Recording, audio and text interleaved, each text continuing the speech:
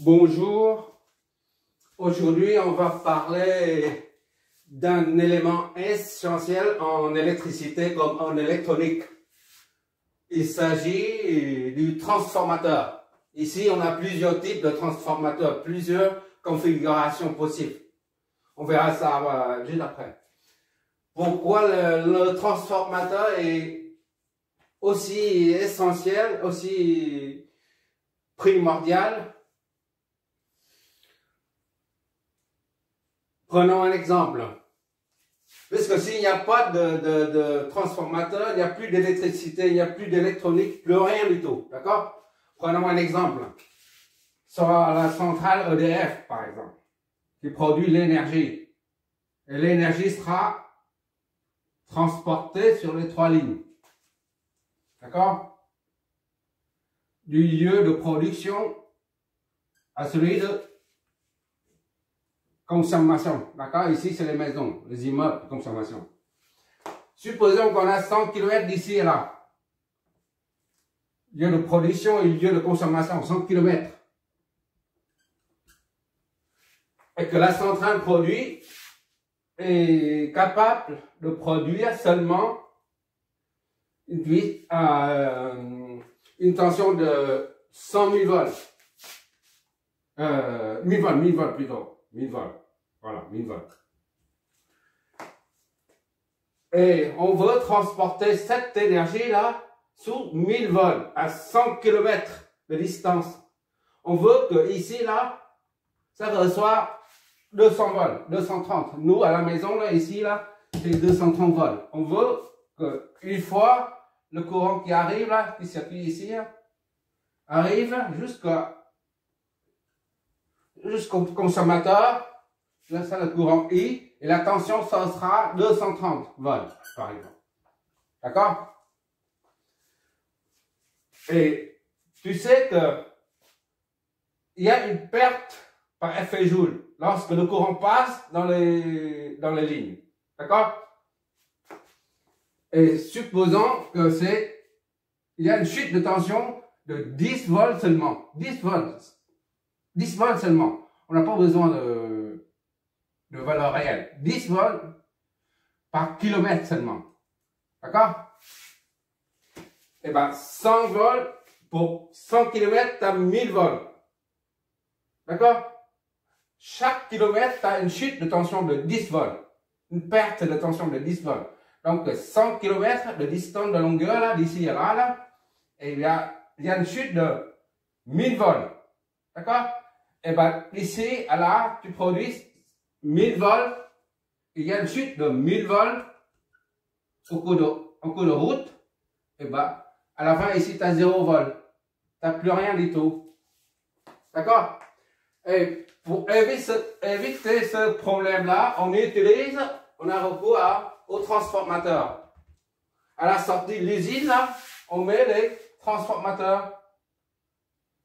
D'accord? On dit des transformateurs élévateurs. C'est pour élever la tension d'origine de 1000 volts là, à par exemple 40 000 volts. D'accord? 40 000 volts. Ou 200 000 volts. Supposons qu'on élève ça à 40 000 volts par exemple. 40 000 volts. Et vu la perte en ligne est de 1000 volts seulement, et bien, qu'est-ce qu'il nous reste? 3900. 39 000 volts. Tu vois? Et après, ici, on met un autre transformateur dit abaisse de tension pour abaisser jusqu'à 230 volts que le consommateur voulait. D'accord? C'est pour ça les transformateurs sont hyper importants. Là, j'ai dessiné plusieurs configurations possibles. Notre objectif, c'est de analyser ce genre de transformateur dans un circuit électrique ou électronique, d'accord? Il y en a d'autres, hein. On va faire tout ça, il y en a d'autres, on va faire au moins 10. Là, c'est ça, on dit là, le transformateur conventionnel. D'accord? C'est ça, c'est un autre transformateur à double sortie. D'accord?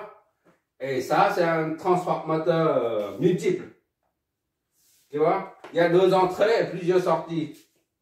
Et là, c'est un transformateur double avec prise milieu à la terre. C'est de là à la terre. Et là, c'est typiquement un transformateur, autotransformateur. D'accord? Les points, tout ça, là, ça dépend des cas. Voilà. Et là, on voit ça dans les plaques céramiques. Chez toi, tu as une plaque chauffante céramique, tu enlèves. Et c'est là, la plaque chauffante, mais on a dépanné pas mal non plus. C'est très simple à dépanner. Surtout quand il s'agit de ça, c'est hyper simple. C'est une plaque céramique, vitrocéramique, on dit. Je crois, ça, vitrocéramique. Ça fait trop longtemps, maintenant j'oublie tout. Vitrocéramique. Vitrocéramique. Voilà. Ça, c'est de couleur foncée. D'accord?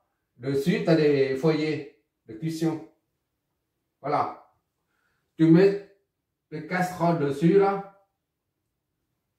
Hein?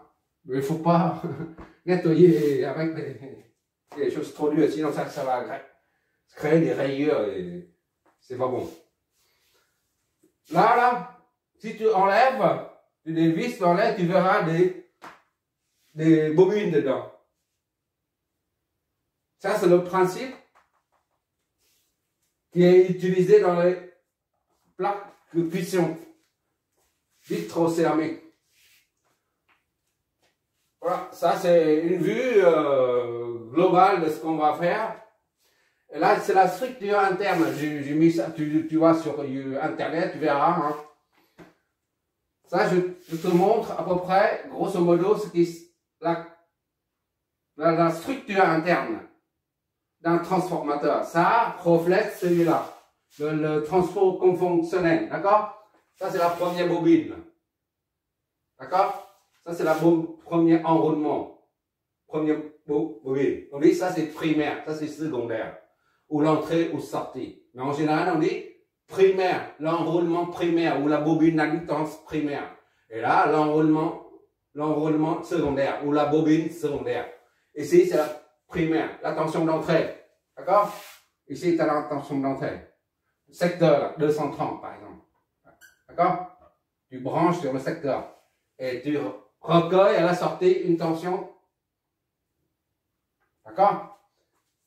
Ça, c'est primaire, secondaire. Primaire, secondaire. Ça, tu branches sur le secteur 230 et tu recueilles à la sortie. Voilà.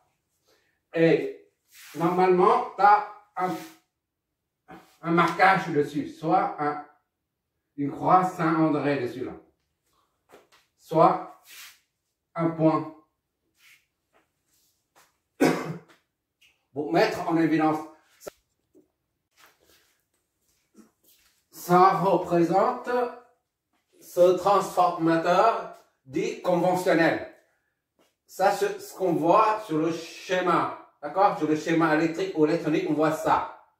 D'accord? Et là, j'ai dessiné la structure interne, grosso modo. D'accord? Pour visualiser un peu les enroulements. Ça, on appelle l'enroulement primaire ou bobine primaire. Ça correspond à ça. D'accord? Le trait rouge là. Et là, ça, c'est l'enroulement secondaire. Et ça correspond à ça. Ici, tu raccordes au secteur 230 volts. Comme nous, là, à la maison, là. 230 volts. D'accord? Ça, c'est 230 volts. Et tu recueilles à la sortie une tension qui dépend du rapport de transformation. On verra ça après. D'accord? Pour l'instant, je te montre la configuration interne des transformateurs. Là, c'est un autre. Une seule entrée. Tu branches ça au secteur 230. Ou dans une usine, ce sera de 380 ou 400 volts. Par exemple, 400 volts. Et tu recueilles ici, là, à la sortie, ici, par exemple, ici, à là. 250 volts. Et d'ici à là, 100 volts, par exemple. Et ici à là, c'est 125 volts. D'accord? Ça, c'est une entrée et plusieurs sorties, à sorties multiples. D'accord? Une seule tension d'entrée de 400 volts permet de fabriquer des tensions de sortie de 250, 100 ou 125 volts. D'accord? Ah, c'est la structure interne. Maintenant, on va entrer dans le vif du sujet, là. Je vais effacer tout ça. Là, j'ai tout effacé. J'ai gardé que le premier transformateur de base, dit de base et conventionnel. Tu te rappelles, lors de l'étude de l'analyse d'un condensateur, on a la capacitance d'un condensateur est égale à epsilon fois A sur D. D'accord? Et on n'a pas besoin de connaître tout ça. Epsilon, la distance et la surface, tout ça. D'accord? On a juste besoin de la valeur de C seulement. On ne s'intéresse pas à ça. Ce sont des éléments que le constructeur utilise pour fabriquer le condensateur. On ne s'intéresse pas à ça. Nous, ce qu'on veut pour un condensateur, c'est marqué dessus, C est égal à 10 millifarad, par exemple. Et la tension maxi, Vmax ou nominale, c'est 400 volts, à ne pas dépasser. C'est tout ce qu'on a besoin pour analyser un condensateur. On n'a pas besoin de ça, ni ça, ni ça. D'accord? De même, pour un transformateur qui est composé de deux bobines d'inductance L. Sachant que L est égal à L au carré fois mu fois S sur L, la longueur d'une bobine. D'accord? L, c'est là. Et nous, idem ici, pour analyser un transformateur, on n'a pas besoin de connaître les caractéristiques, les propriétés, les propriétés, ou c'est pas là, les propriétés d'une bobine. Ni S, ni mu, ni nombre de tours. D'accord? Le nombre de tours là, ça c'est 1, 2, 3, 4, 5. N est égal à 5 tours. D'accord? On n'a pas besoin de tout ça. La longueur de la bobine, on s'en fiche aussi. D'accord? D'ailleurs, on n'a pas besoin non plus, on n'a pas non plus besoin de l'inductance. Si c'est inductance égale à 0,5 Henri, par exemple, on n'a pas besoin de cette valeur pour analyser un transformateur. D'accord? Même l'inductance mutuelle, qui est écrit comme ça, ça s'appelle l'inductance N, c'est l'inductance propre. Inductance propre.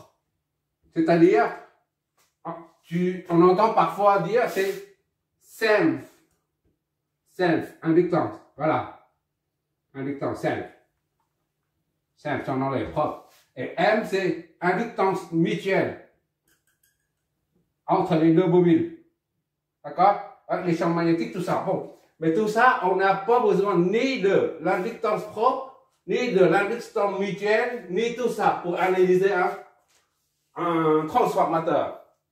D'accord? On a besoin qu'une ou deux choses seulement.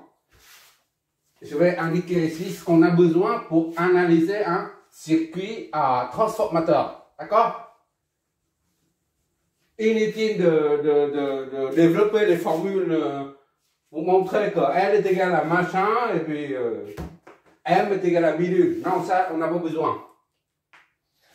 Ce qu'on a besoin, c'est le rapport du transformateur. par exemple ici, dans un circuit électronique ou à l'image découpage, tu as un transformateur comme ça. Voilà. Et après, tu as des résistances. Tu as des condensateurs, des résistances, d'accord?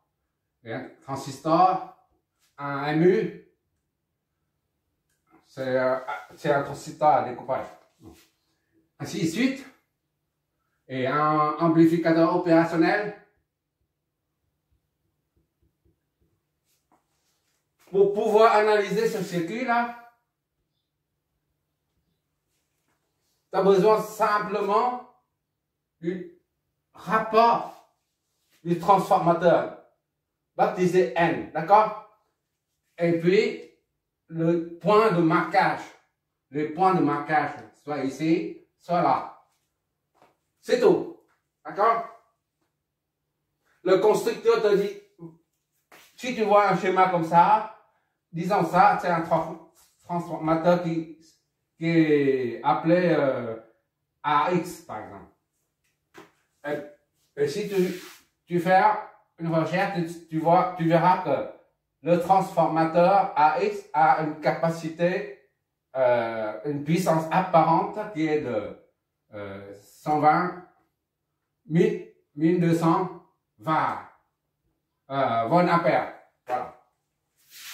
Ça, c'est la première caractéristique du transformateur. Et le deuxième, c'est le rapport de transformation. Ça peut être 1 ou 0,5 ou 20. D'accord? Ou n'importe quel chiffre. Ou 0,22, 24, par exemple. Voilà.